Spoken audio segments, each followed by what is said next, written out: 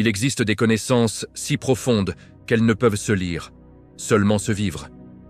Des secrets qui ne s'expliquent pas, mais qui se ressentent au plus profond de l'âme. Bismillahirrahmanirrahim. Allah, Rahman, Rahim. 3 noms, un seul centre. Ce n'est pas une simple prière, c'est le code d'Allah lui-même. Un code qui maintient ensemble 18 000 mondes. Une clé qui ouvre la porte cachée du nom suprême, l'Ism-i-Azam. Voilà pourquoi chaque sourate du Coran commence par ces mots. Voilà pourquoi Shaitan tremble face à cette phrase. Et voilà pourquoi le secret du mirage a été scellé par la basmala. Aujourd'hui, nous dévoilons les codes cachés de Bismillah et les mystères des noms Allah, Rahman et Rahim. Nous vous prévenons, tous les cœurs ne peuvent supporter ce qui va suivre. Si vous voulez continuer ce voyage, abonnez-vous, likez et commentez pour soutenir ce travail. Si vous êtes prêts, alors plongeons. Le cheikh de la connaissance cachée, Ibn Arabi, écrit dans son ouvrage Futuhat al-Makkiya quelque chose de troublant à propos de la Bismillah. Le fait qu'elle contienne exactement 19 lettres n'est pas un hasard. Le nombre 19 est le code de l'univers. Allah l'a choisi avec intention. Mais ce qui fascine encore plus, c'est qu'Ibn Arabi relie ce nombre aux corps humains et à la structure spirituelle de l'être humain simultanément. Il l'associe également aux signes célestes et au niveau spirituel. En résumé, il affirme que chaque lettre de la basmala protège un organe et un sens de l'être humain.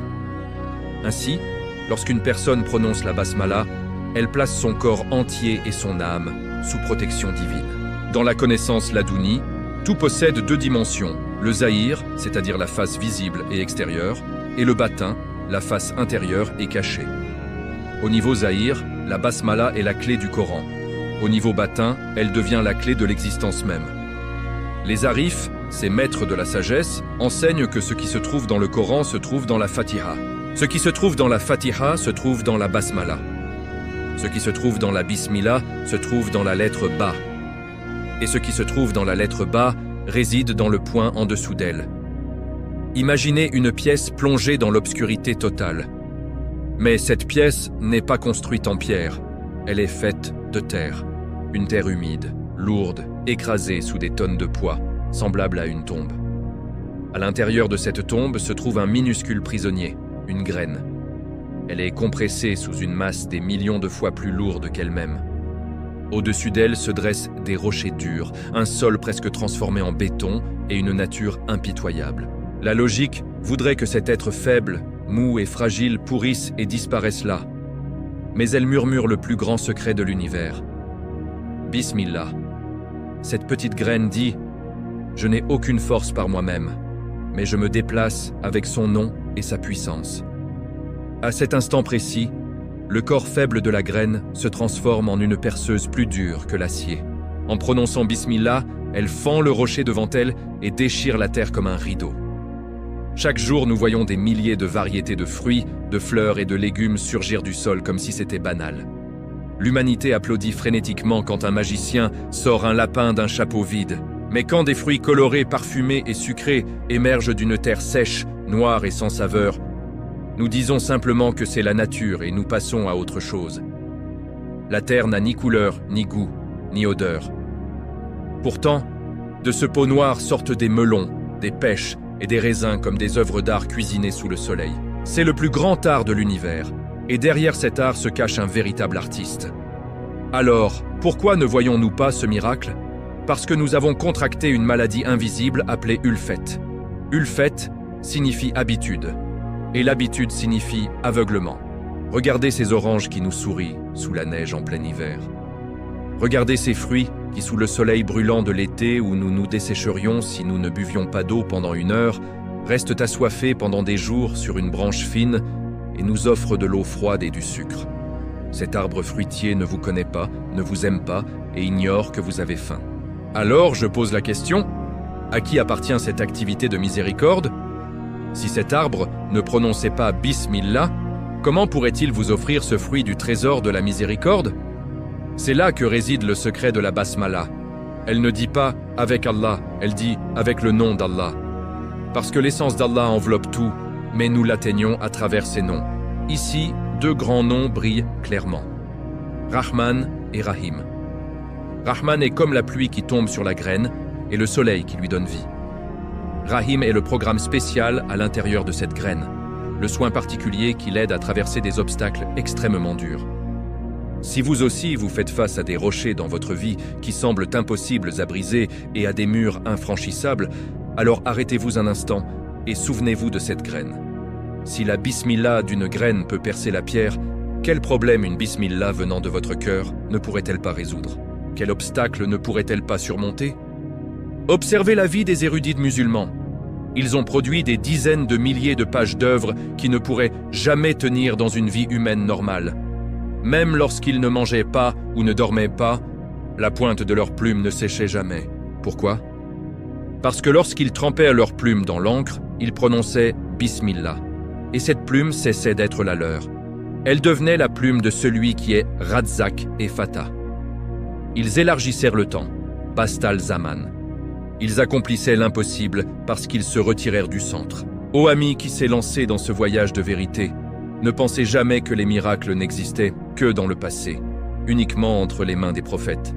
Le souffle que vous prenez en ce moment même, le sang qui coule dans vos veines, chaque brin d'herbe qui jaillit du sol, tout cela est un miracle. Et cette protection invisible, cette compassion infinie possède une clé. Il existe un mot magique qui ouvre les portes de l'univers et rend visible cette miséricorde cachée. Bismillah. Ce mot n'est pas une simple série de sons.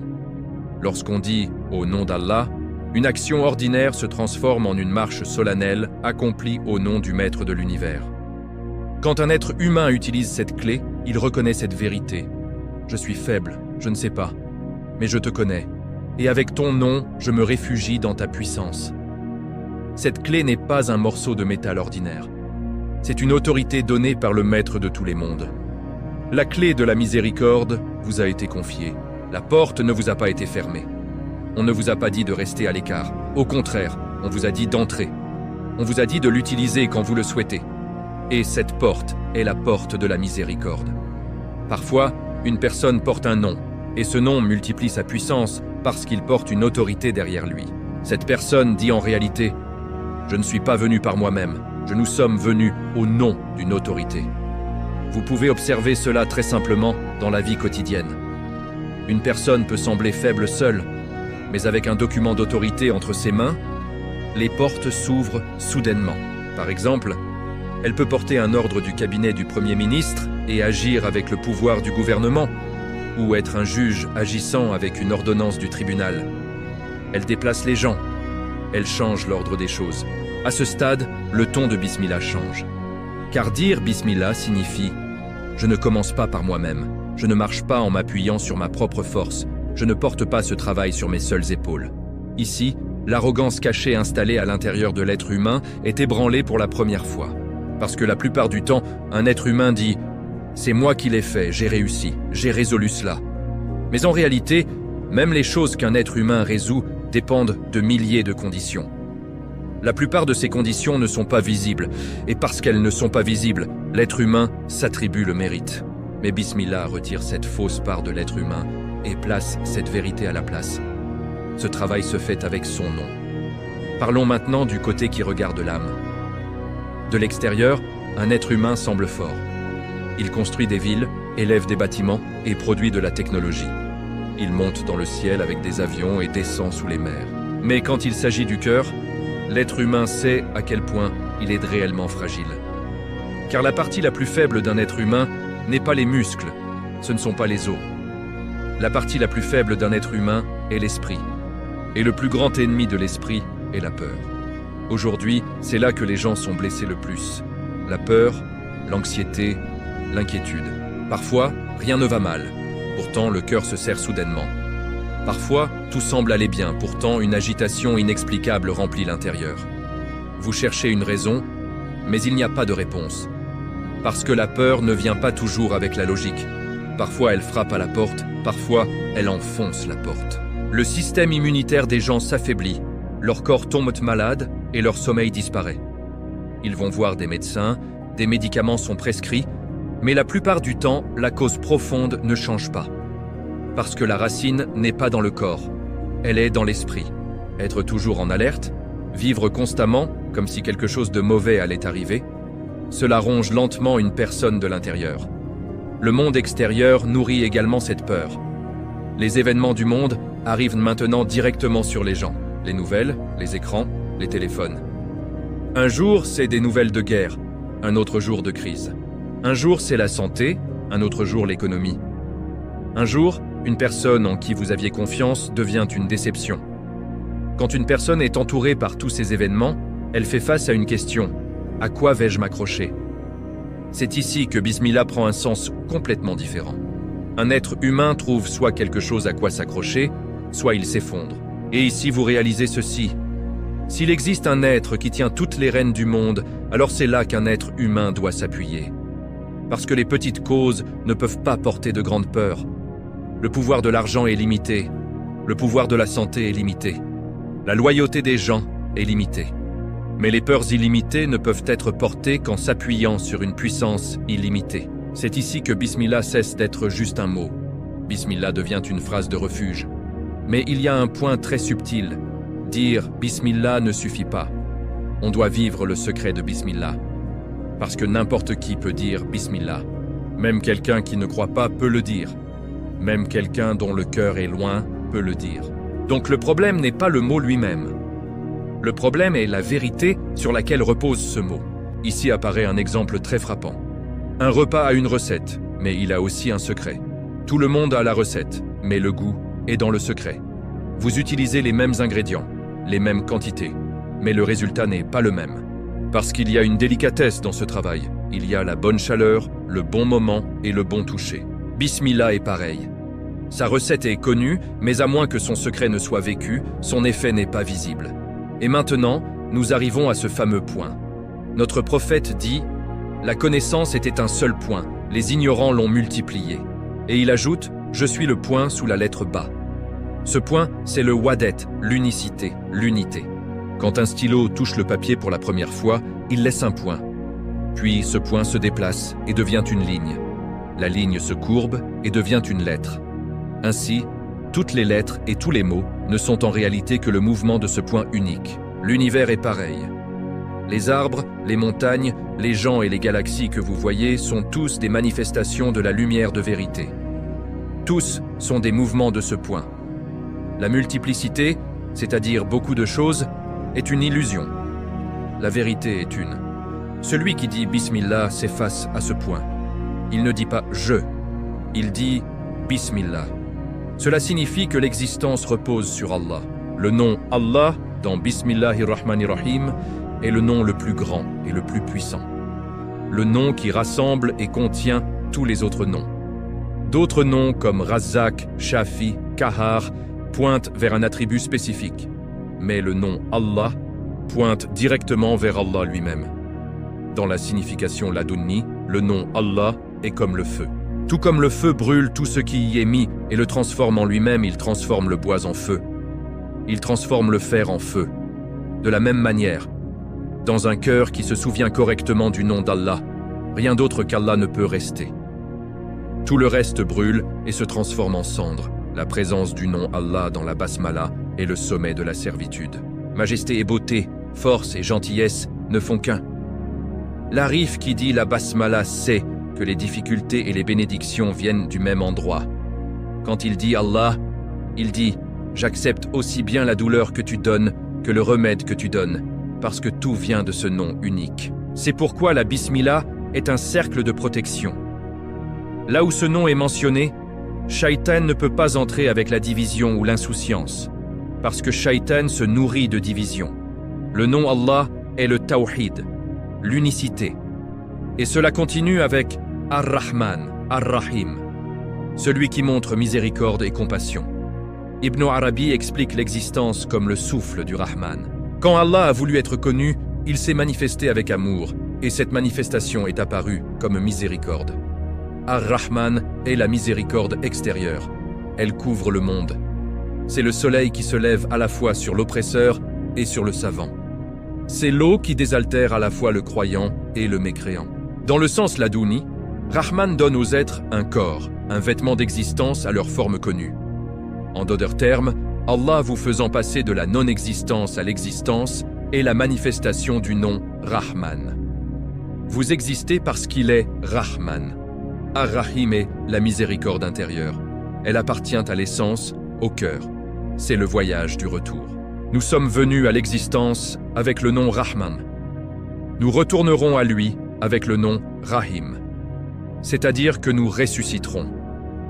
Le nom Rahim est une compassion spéciale qui protège et développe cette étincelle divine, ce secret. Il n'est pas ouvert à tous. Il ne s'ouvre qu'à celui qui cherche le secret. Les deux noms côte à côte dans la Basmala créent un grand équilibre. Vous dites « J'ai été créé avec Rahman, j'ai été aimé avec Rahim, et je retourne ». La Basmala est un résumé de la création et du désir de réunion. Alors quel est le bénéfice de connaître cette connaissance? Si vous dites la Bismillah seulement avec votre langue, vous frappez à la porte. Si vous la dites avec votre cœur, la porte s'ouvre. Et si vous la dites avec votre état, c'est-à-dire avec toutes vos cellules, alors vous entrez. La connaissance Ladouni n'est pas une connaissance de mots. C'est une connaissance d'état, une connaissance de vivre. Désormais, quand vous dites la Basmala, ressentez ceci. Avec la lettre Ba qui sort de votre bouche, vous vous connectez à l'univers. Quand vous dites Bismillah, le voile entre vous et le verre d'eau dans votre main devrait se lever.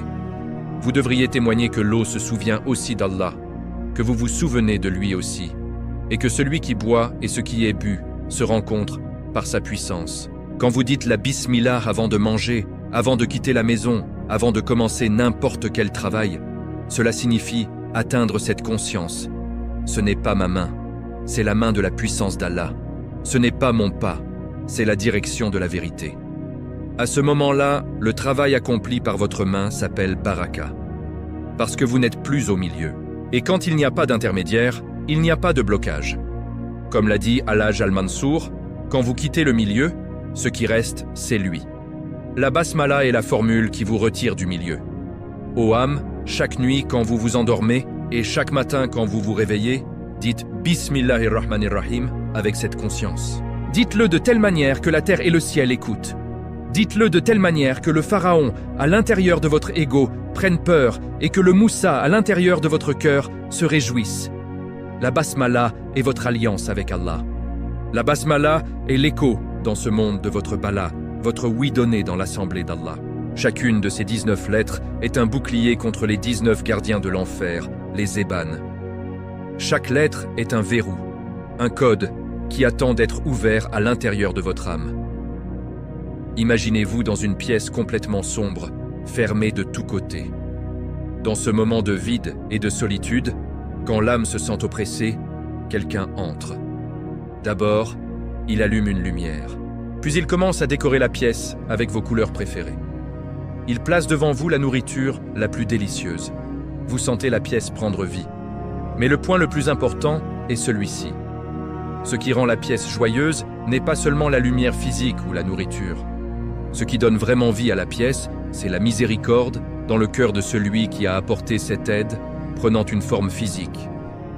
La compassion spirituelle à l'intérieur de cette personne est devenue une lampe à l'extérieur, des couleurs sur le mur et des fruits sur la table.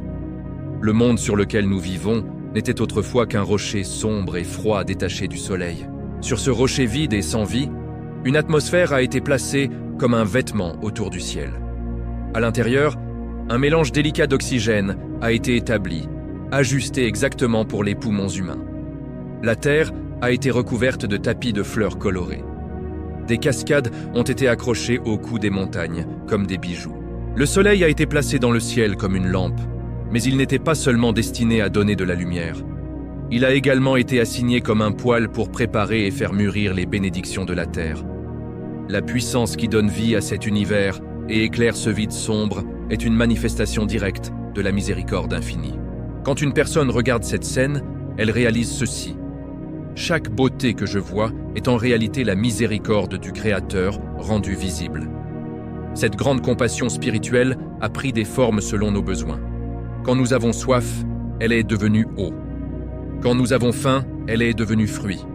Quand nous avons froid, elle est devenue le soleil. C'est pourquoi commencer quelque chose avec le nom d'Allah et tourner cette clé signifie rejoindre cette vaste activité de miséricorde. C'est une confession qui dit Mon Seigneur, si ce n'était la puissance et la volonté infinie contenues dans ton nom, cet univers ne serait pour moi qu'une prison. Quand une personne atteint cette conscience, même un acte simple comme boire de l'eau se transforme en l'honneur d'être reçu à la table du plus grand sultan de l'univers. Un être humain se voit souvent comme petit. Parfois, c'est le contraire qui se produit et il se voit comme trop grand. Mais le vrai problème est que l'être humain ne connaît pas sa place. Il ne sait pas vraiment ce qu'il est, ni pourquoi il est ici. Regardez autour de vous, simplement regardez. Le soleil se lève pour vous. La lune donne de la lumière la nuit pour vous. La terre donne des récoltes pour vous. La pluie tombe pour vous. Les animaux deviennent viande, lait et fardeau pour vous. Au début, cela semble exagéré. Une personne veut dire « c'est trop ». Mais quand vous vous apprêtez et réfléchissez un par un, vous ne trouvez aucun endroit où objecter. Pensez à une abeille. Elle fait du miel, mais elle ne mange pas le miel. Pensez à une vache. Elle donne du lait, mais elle ne boit pas le lait. Pensez à un mouton. Il a de la laine, mais il ne la porte pas. Alors pour qui? Si vous posez cette question sans laisser de place à l'échappatoire, la réponse mène toujours au même endroit, pour l'être humain. Si un être humain regarde ce tableau et dit « Je suis très puissant », il se déshonore. S'il dit « Je suis très faible », mais ne voit pas la miséricorde derrière cette faiblesse, il se trompe encore. La phrase correcte est celle-ci. L'être humain est faible, mais central. Bismillah est le nom de la clé qui ouvre cette abondance infinie et innombrable. Quand une personne tourne cette clé, elle dit « Ô Seigneur, avec ton nom, cet univers prend vie. » La connaissance absolue, la volonté et la puissance contenues dans ton nom livrent ces innombrables bénédictions à quelqu'un de nécessiteux comme moi. C'est plus que de la gratitude. C'est approuver le système de fonctionnement de l'univers. Si un enfant disait à un père qui a passé sa vie à subvenir à ses besoins, frappant aux portes pour sa subsistance et restant éveillé à son chevet la nuit, « Qu'as-tu jamais fait pour moi ?» l'effondrement moral serait terrible. De la même manière, pour un être humain de regarder cet océan de miséricorde dans lequel il nage et de dire « Où est la miséricorde ?» c'est un aveuglement profond. En réalité, chaque souffle est un cadeau qui nous est offert de cet infini innombrable. Ce que nous appelons l'adoration, c'est réaliser ce grand soin et y répondre avec le même soin. De la prière au caractère, de l'honnêteté à la justice, chaque acte vertueux est la forme pratique de dire « Il y a un être qui me voit, me connaît et me nourrit d'innombrables bénédictions. » La racine de la négligence dans l'adoration réside dans le fait de ne pas voir le soin immense que le Créateur nous montre. Une personne ressent naturellement le besoin de remercier quelqu'un qui lui offre constamment des cadeaux. Une âme qui porte cette conscience à travers Bismillah a honte de poursuivre de faux plaisirs dans le monde. Parce que dans sa main, elle détient déjà la clé incassable qui ouvre tous les trésors de l'univers. Quand la miséricorde est retirée, l'enfer commence. Quand les gens entendent le mot « enfer », un lieu apparaît immédiatement dans l'esprit. Feu, obscurité, cris. Mais le véritable enfer n'est pas toujours un lieu. Parfois, le véritable enfer est l'endroit où la miséricorde a été retirée. Et cela peut arriver à une personne alors qu'elle est encore dans ce monde. Pensez à une personne qui a tout. Une maison, une voiture, de l'argent, une bonne santé, des gens autour d'elle. De l'extérieur, on dirait qu'elle vit au paradis. Mais quand vous regardez à l'intérieur de cette personne, vous remarquez quelque chose. Il n'y a pas de goût, pas de paix. Une oppression constante, un sentiment constant de vide. Elle se couche la nuit et ne peut pas dormir. Même quand elle sourit, le sourire est incomplet. Quelque chose manque, mais même elle ne peut pas complètement expliquer ce que c'est. Cet état est l'état où la miséricorde a été retirée, parce que les bénédictions seules ne donnent pas le bonheur. Une bénédiction doit venir avec la miséricorde. La même nourriture donne du plaisir à une personne, mais se sent comme du poison pour une autre. La même maison donne la paix à une personne, mais devient une prison pour une autre. Le même travail donne du sens à une personne, mais devient un lourd fardeau pour une autre. Le problème n'est pas dans les choses. Le problème n'est pas dans les conditions. Le problème est la miséricorde. Quand la miséricorde est retirée, même les plus belles choses deviennent lourdes. Tout ce qu'une personne possède semble s'empiler sur elle. Au lieu que ses possessions la portent, elle commence à porter ses possessions. c'est l'enfer à l'intérieur du monde. Et ici apparaît une vérité choquante. Parfois, l'enfer n'est pas quelque chose d'ajouté. Parfois, l'enfer est quelque chose de retiré. Qu'est-ce qui est retiré? La miséricorde. Que se passe-t-il quand la miséricorde est retirée? Le soleil se lève toujours, mais il ne réchauffe pas le cœur. La pluie tombe toujours, mais elle n'étanche pas la soif spirituelle. Les gens parlent toujours, mais ils ne réconfortent pas.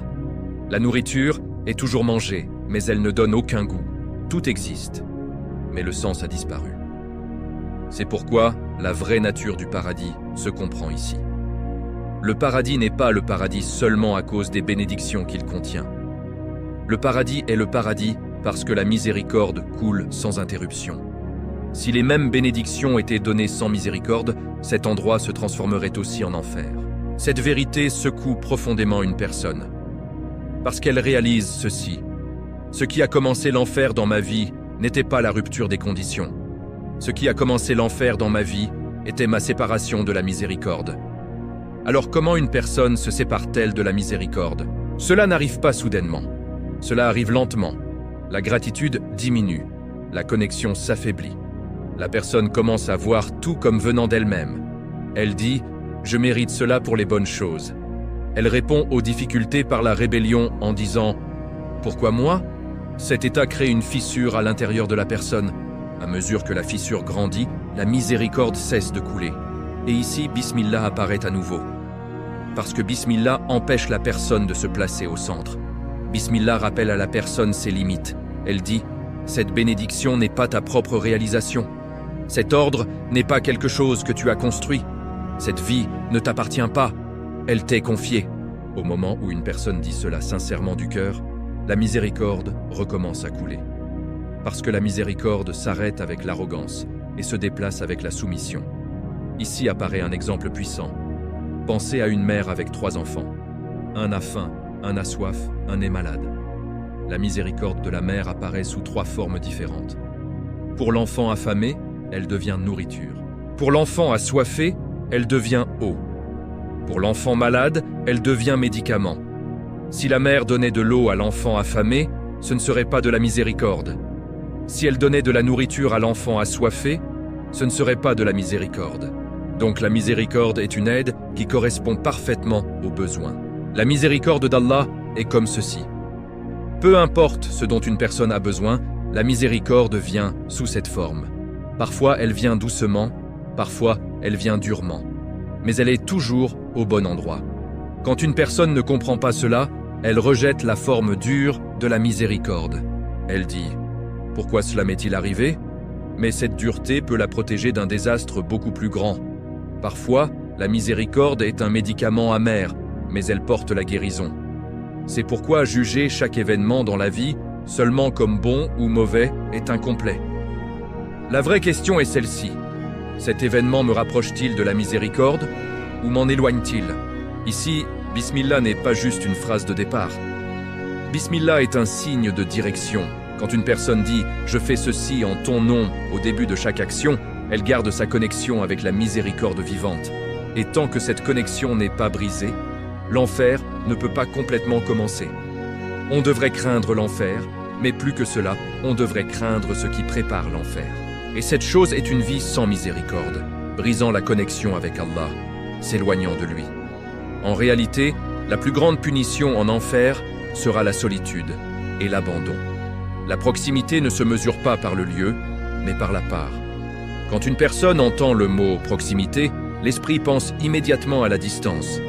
Se rapprocher d'un lieu, faire un pas, atteindre un point. Mais la proximité dont on parle ici ne se mesure pas par les pas ou la distance. Parce qu'Allah est libre du lieu et du temps. Alors que signifie être proche d'Allah? Cette question défie l'esprit, mais ouvre le cœur. Ici, la proximité signifie prendre une part. Prendre une part des noms d'Allah, cela signifie que ces noms deviennent visibles dans la vie d'une personne. Une personne devient proche d'Allah dans la mesure où elle reflète ces noms à travers les capacités qui lui sont données. Cette proximité n'est pas géographique, elle est qualitative. C'est ce qu'on appelle être rempli de lumière.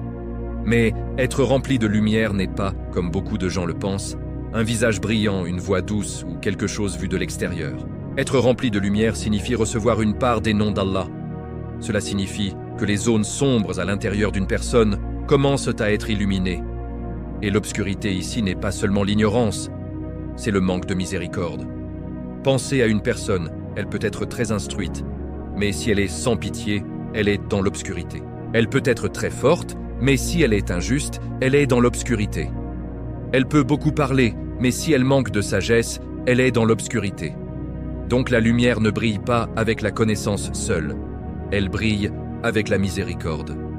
Une personne qui reçoit la lumière du nom Rahman devient plus miséricordieuse. Une personne qui reçoit la lumière du nom Hakim gagne l'équilibre dans ses actions. Une personne qui reçoit la lumière du nom Kudus ressent le besoin d'être purifiée, non seulement dans le corps, mais aussi dans le cœur. Une personne qui reçoit la lumière du nom Adl devient sensible à l'injustice. C'est ce qu'est la proximité. Et cette proximité commence quand une personne dit « Bismillah ». Parce que Bismillah est le moment où une personne renonce à se placer au centre. Elle remplace « je » par son nom. Ce changement peut sembler petit, mais son effet est grand. Ici se produit un changement important. Une personne demande habituellement « Allah me montre-t-il de la miséricorde ?» Mais la vraie question est celle-ci. Dans quelle mesure suis-je ouvert à la miséricorde d'Allah? Parce que la miséricorde coule toujours. Le problème n'est pas la source. Le problème peut être le récipient. Si le récipient est retourné, la miséricorde ne peut pas entrer. Si le récipient est rendu plus petit, la miséricorde ne peut pas tenir. Une personne ne remarque souvent pas les choses qui rendent son cœur plus petit. La haine, la jalousie, l'arrogance, l'égoïsme. Ceci rétrécit sur le cœur. À mesure que le cœur devient plus petit, la miséricorde ne peut pas s'installer. Alors la personne dit « Pourquoi n'ai-je pas de paix ?» Il n'y a pas de paix parce que la miséricorde n'a nulle part où rester. Être rempli de lumière, c'est l'élargissement de ce récipient. Et cet élargissement ne se fait pas par la théorie. Il se fait par la pratique. Il se fait dans la vie. À mesure qu'une personne agit d'une manière qui correspond au nom d'Allah, elle s'élargit. Quand elle montre de la miséricorde, elle prend une part de Rahman. Quand elle pardonne, elle prend une part de Ghafar. Quand elle est patiente, elle prend une part de Sabour. À mesure que cette part augmente, l'obscurité à l'intérieur de la personne diminue. Il y a un équilibre très fin ici. Être rempli de lumière ne devrait pas rendre une personne arrogante. Parce que la lumière n'appartient pas à la personne, c'est un reflet. Si un miroir est propre, le soleil est vu. Si le miroir devient sale, il peut sembler que le soleil a disparu. Mais en réalité, ce qui a disparu est le reflet, pas le soleil.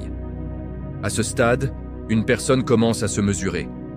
La question « suis-je en train d'être rempli de lumière ?» n'est pas la même que « suis-je supérieur aux autres ?» La vraie question est « les zones sombres en moi diminuent-elles? La peur diminue-t-elle? L'anxiété diminue-t-elle? L'avidité diminue-t-elle? L'intolérance diminue-t-elle? Si celle-ci diminue, alors la lumière augmente. Parce que la lumière n'ajoute pas de fardeau à une personne, elle enlève le fardeau. Et ici, une autre vérité devient claire. La proximité avec Allah ne vient pas en fuyant la vie, mais en entrant dans la vie du bon endroit. Une personne ne devrait pas fuir la responsabilité, mais porter la responsabilité avec miséricorde.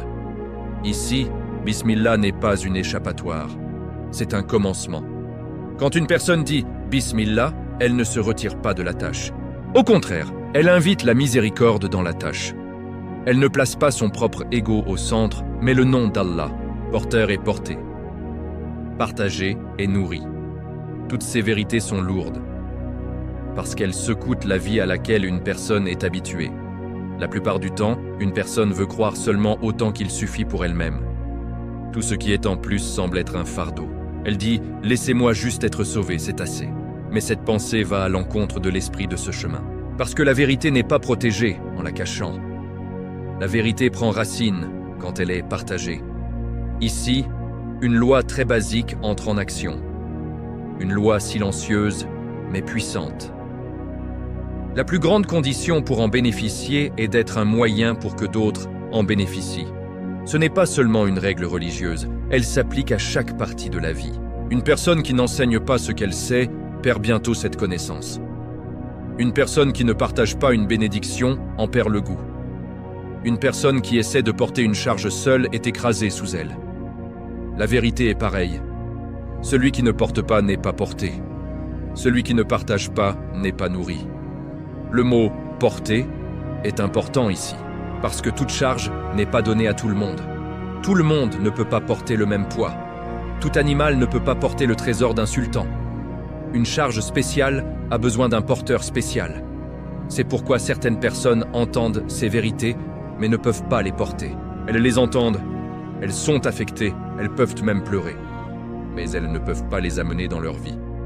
Parce qu'être un porteur ne consiste pas seulement à entendre. Alors que signifie être un porteur? Être un porteur signifie essayer de vivre cette vérité dans sa propre vie. Cela ne signifie pas être parfait, cela signifie être sincère. Tomber mais se relever. Faire des erreurs mais revenir. Parce que cette charge ne veut pas d'épaules parfaites.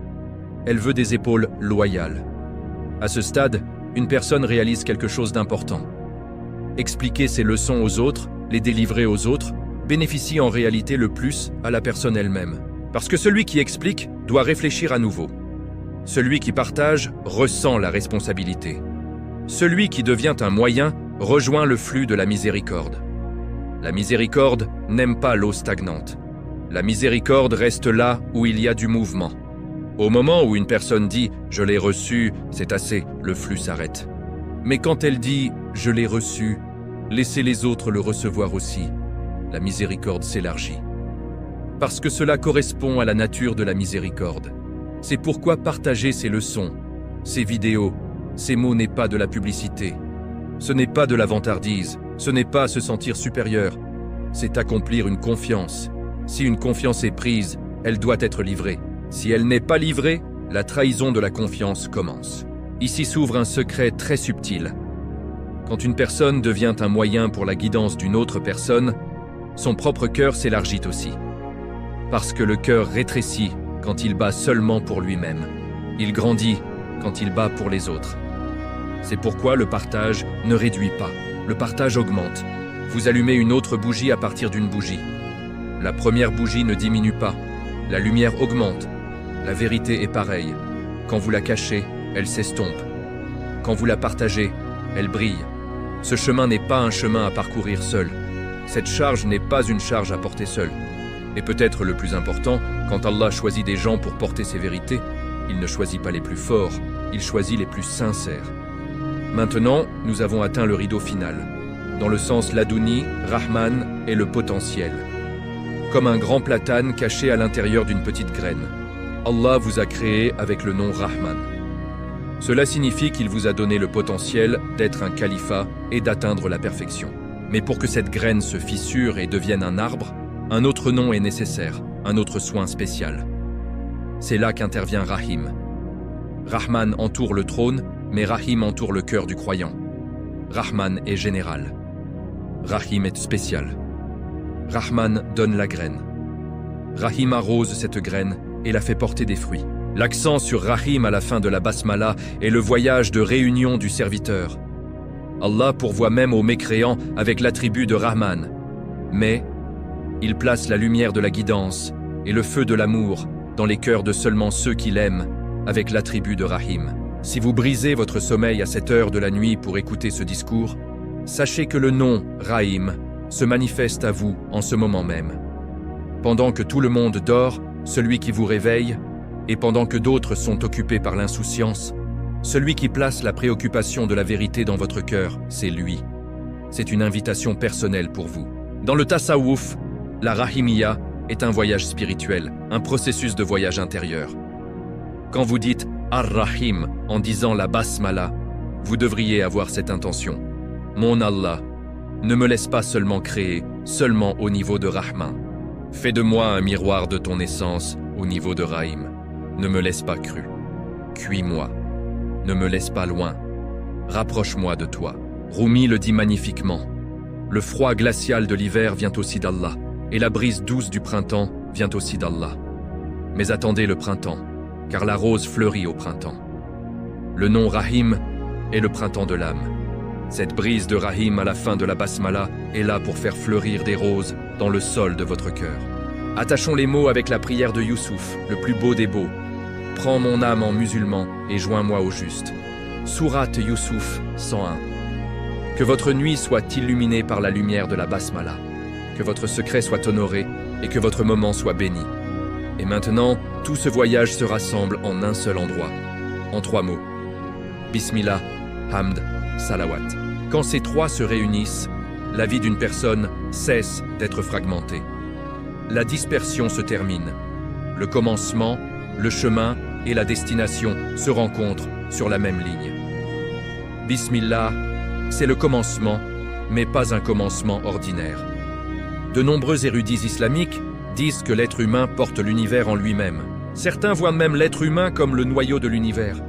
C'est très similaire à l'état d'une graine. Maintenant, posez cette vérité tendue à votre cœur. Croyez-vous vraiment au pouvoir de Bismillah ou le dites-vous seulement avec votre langue? Si vous croyez vraiment, alors tout comme cette pousse verte perce la pierre, vous aussi percerez tous les obstacles qui se dressent devant votre vie. Sinon, ni la prière ne donnera de la joie, ni le fait d'être musulman ne donnera de sens. Nous vivrons et mourrons comme des robots seulement à cause du paradis et de l'enfer. Peut-être que de telles personnes recevront aussi le paradis et seront sauvées de l'enfer. Mais le jour du jugement, Allah dira « Ô mes serviteurs qui ont travaillé dans le monde seulement pour entrer au paradis et échapper à l'enfer, le paradis est à vous et vous êtes sauvés de l'enfer. Et ô mes serviteurs qui m'ont aimé et m'ont adoré pour moi, approchez-vous de moi. Parce que vous aussi avez reçu ce que vous vouliez, vous m'avez atteint. Parce que tout comme une minute des bénédictions du paradis est meilleure que des milliers d'années de plaisir et de confort dans ce monde, de la même manière, une minute de voir la beauté d'Allah et de rencontrer Allah est des milliers de fois plus grande que de nombreuses années de plaisir à l'intérieur du paradis. Le chemin pour gagner cela commence par dire Bismillah. Bismillah est le moment où une personne fait un pas en arrière. Le moment où elle cesse de dire « c'est moi qui fais cela ». Le moment où elle dit « ma force ne suffit pas ». Le moment où elle retire le fardeau de la vie de ses propres épaules et le remet à la miséricorde d'Allah. C'est pourquoi Bismillah n'est pas juste un mot, c'est un changement de position. La personne quitte le centre et place le nom d'Allah au centre. Et ce changement change tout. Puis vient le Hamd. Le Hamd est plus profond que le Shukr. Parce que le Shukr regarde la bénédiction, mais le Hamd regarde le propriétaire de la bénédiction. Hamd signifie « cette beauté ne m'appartient pas ». Cet ordre n'est pas mon accomplissement, cette vie ne me doit rien, je dois cette vie. Une personne qui fait le Hamd ne peut pas se rebeller. Parce que la rébellion naît de la revendication de propriété. Celui qui fait le Hamd sait « je ne suis pas le propriétaire, je suis le dépositaire ». Puis vient le Salawat. Le Salawat fixe la direction du chemin. Parce qu'un être humain peut perdre son chemin quand il marche seul. Même avec les meilleures intentions, il peut entrer dans de mauvais chemins. Mais ce chemin a un guide. Un guide qui a vécu ce chemin avec sa vie, son caractère, sa patience et sa miséricorde, et qui l'a montré. Le Salawat, c'est la personne qui dit ceci « Je ne marche pas sur ce chemin selon mes propres idées, mais comme il a été montré. » Quand ces 3 se réunissent, la vie d'une personne devient entière. Le commencement est avec le nom d'Allah. La marche est avec gratitude et soumission. Et la direction est protégée de la déviation. Tout au long de cette narration, une vérité est apparue encore et encore sous différentes formes. La vie n'est pas une charge qu'un être humain peut porter seul. Quand un être humain est laissé à sa propre puissance, il est écrasé. Il reste sous la peur. Il est ballotté par l'anxiété. Mais quand il s'appuie sur la miséricorde, cette même vie devient supportable. Quand une personne comprend cela, elle cesse de se précipiter. Elle cesse de devenir dure. Elle abandonne l'effort de tout contrôler, parce qu'elle sait que le contrôle n'est pas entre ses mains. Et cette connaissance n'affaiblit pas une personne, elle la détend. À la fin de ce voyage, la personne arrive ici. Bismillah est une porte. La miséricorde est le trésor derrière cette porte. La servitude est de donner à ce trésor ce qui lui est dû. Et la personne apprend aussi ceci. Ce trésor n'est pas protégé en le cachant. Il augmente quand il est partagé. Il devient plus léger quand il est porté. Il devient plus profond quand il est vécu. C'est pourquoi these mots, these leçons, these vérités ne sont pas une fin. Ils sont un commencement. Un commencement qui doit être porté dans la vie. Et pour celui qui se soumet, le chemin est maintenant clair. Au commencement, Bismillah. Sur le chemin, le Hamd. Pour ne pas perdre la direction, le Salawat. Tout ce qui reste, c'est de marcher tranquillement avec loyauté, en s'appuyant sur la miséricorde. Si vous avez été avec nous jusqu'ici dans ce voyage, si ces mots ont touché votre cœur, alors aidez-nous à les porter plus loin. Laissez un commentaire, abonnez-vous et likez cette vidéo pour que ce message atteigne d'autres âmes qui en ont besoin. Rappelez-vous, celui qui devient une cause est comme celui qui a accompli l'action. En partageant ce travail, vous rejoignez le flux de la miséricorde. Qu'Allah soit satisfait de vous tous et qu'il vous protège dans ce monde et dans l'au-delà de l'enfer et du tourbillon de la solitude. Amin.